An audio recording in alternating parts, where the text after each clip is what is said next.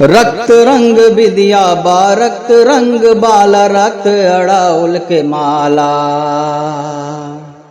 रक्त रंग विद्या बा रक्त रंग बाला रक्त अड़ाउल के माला।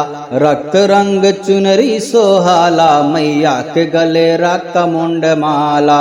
रक्त रंग चुनरी सोहाला मैया के गले रक्त मुंड माला। दुर्गा सप्तशती के दूसरा अध्याय में एक बार देवताओं और दानवों का महासंग्राम होता है। 100 वर्षों तक यह संग्राम चलता है।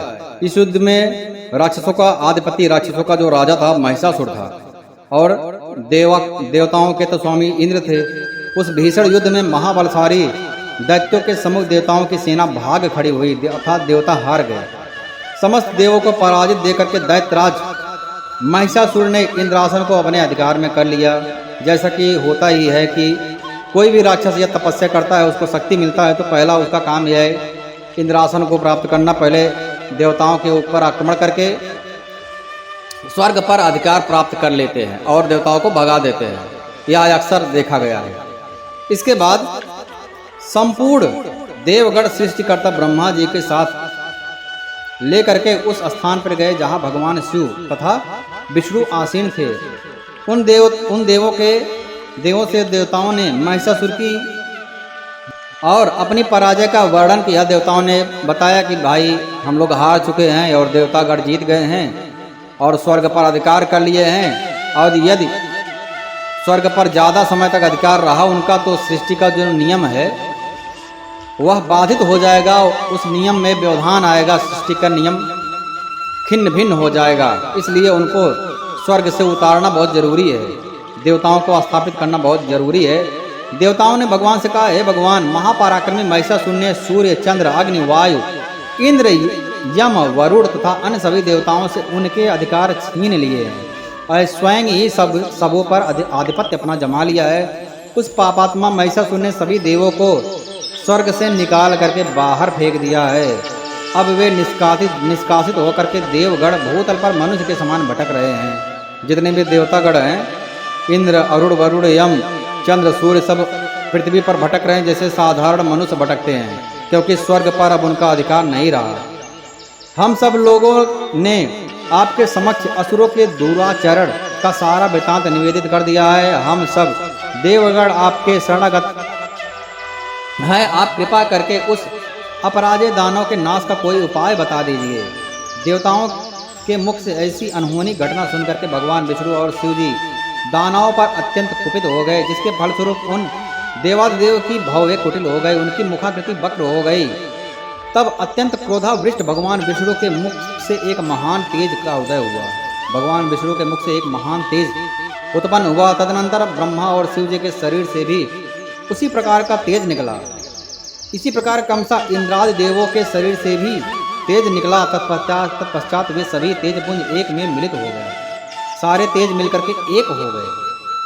ब्रह्मा, विष्णु, महेश, देवराज, इंद्र जितने देवताओं के तेज थे, सबसे तेज निकल रहा है। अब वह महान तेजपुंज ज्वलंत पर्वत के सदृश दिखाई पड़ने लगा। बहुत बड़ा तेज हो गया, सारा तेज मिल करके एक हो गया। तो देवताओं ने देखा कि उससे दहकती हुई ज्वालाएं निकल रही हैं, दिग दिगंतों में निकलते हुए ज्वाला फैल रही है। इस प्रकार से संपूर्ण देवों के शरीर से निकला हुआ वह तेजपुंज अद्वितीय था। वह तेजपुंज संयुक्त रूप से एक नारी के रूप में बदल गया और अपने प्रकाश से प्रकाशमान होकर के त्रिभुवन में छा गया। अब जैसे बोला गया है, या देवी सर्वभूतेषु शक्ति रूपेण संस्थिता, समस्त देवताओं के शरीर में जो शक्ति है वह माता आदि शक्ति ही है, और वही देवताओं की शक्ति निकल करके माता आदि शक्ति का स्वरूप धारण कर रही है।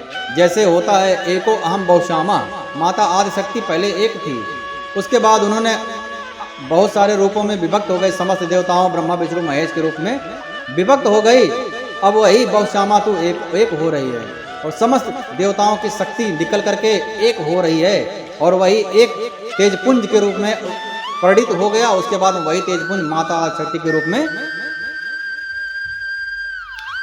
बदल गया।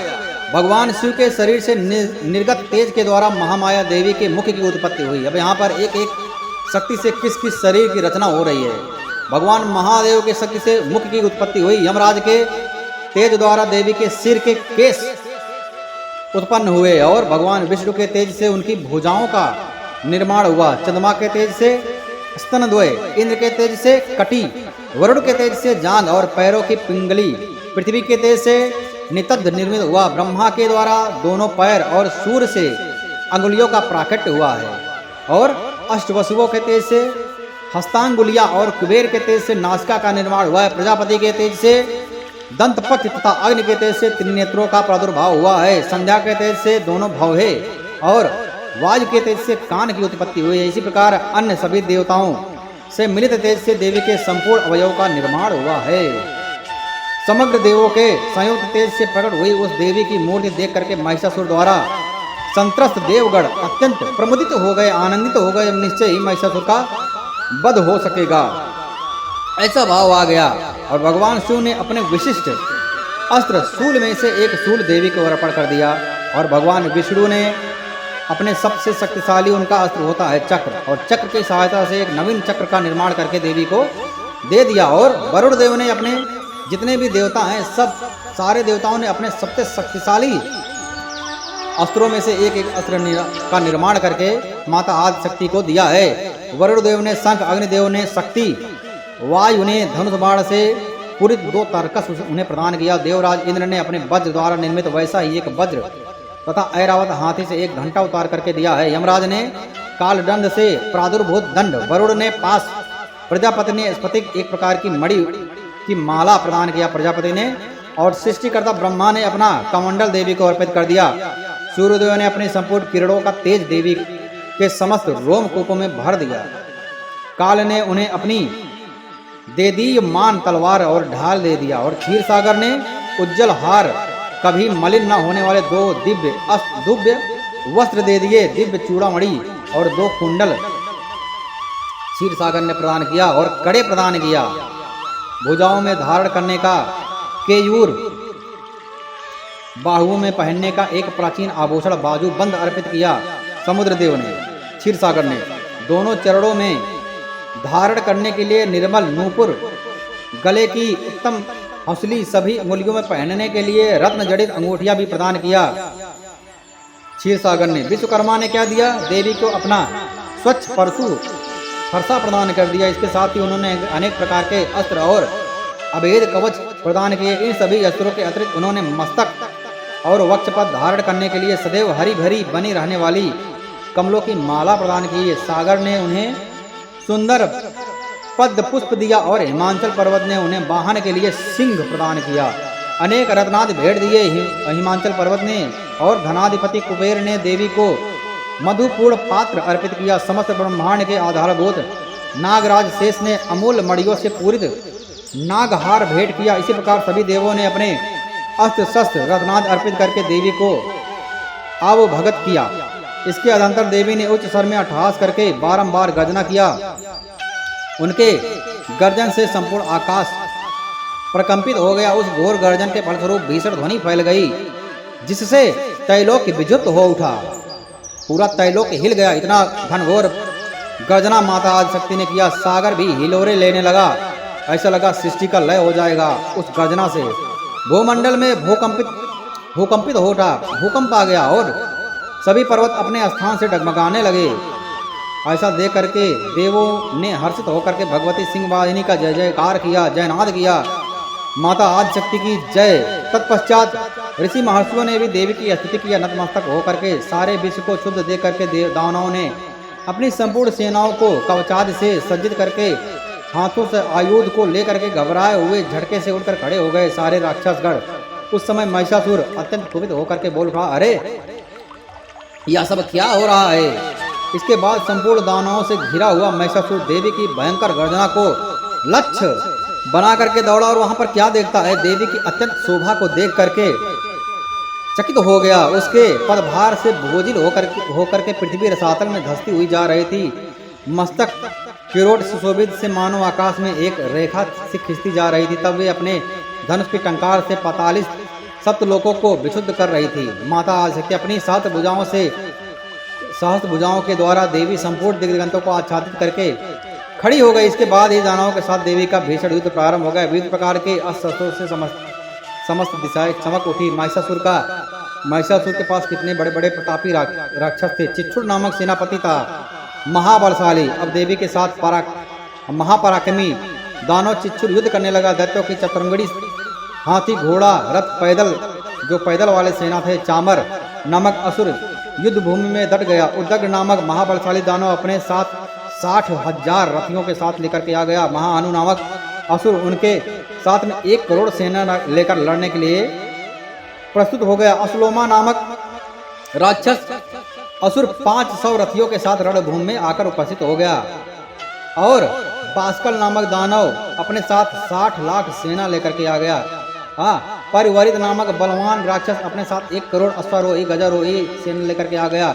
बिडाल नामक असुर अपने साथ 5 अरब अपने 5 अरब सहयोगियों के साथ में रथियों की सहायता से युद्ध करने के लिए आ गए। इन सबके अतिरिक्त असंख्य दैत्य समूह रथ, हाथी, घोड़ों के साथ युद्ध में उद्यत हो गए। अब वे अगणित दानव देवी पर तोमर, बिंदपाल शक्ति फेंक करके चलाने लगे और मिसल, खड्ग, परशु, पट्टिस नामक अस्त्र की वर्षा करने लगे देवी जी के ऊपर। कच्छुप दैत्य ने देवी पर एक साथ मिलकर के शक्ति का प्रहार किया।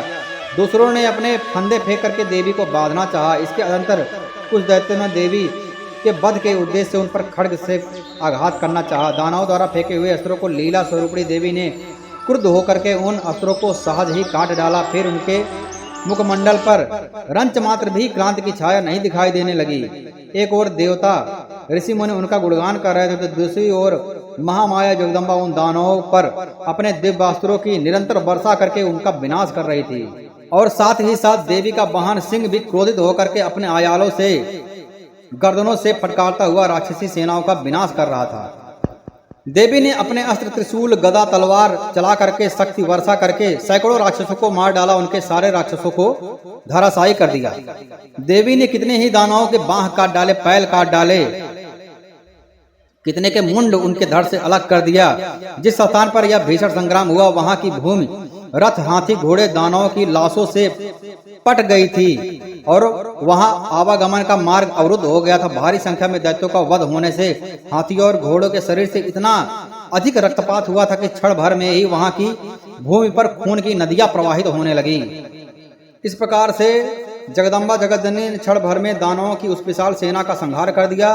देवी वाहन सिंह भी अपने आयालों को द्रुत गति से फटकारता हुआ घोर गर्जन उत्पन्न कर रहा था। कितने ही दानवों के प्राण उस सिंह की गर्जना से मानो निकलते जा रहे थे। उस दानवों के साथ देवी के गढ़ों ने इतना भीषण युद्ध किया जिससे प्रसन्न होकर के आकाश में स्थित देवगढ़ उन पर फूलों की वर्षा करने लगे। माता आदिशक्ति की जय।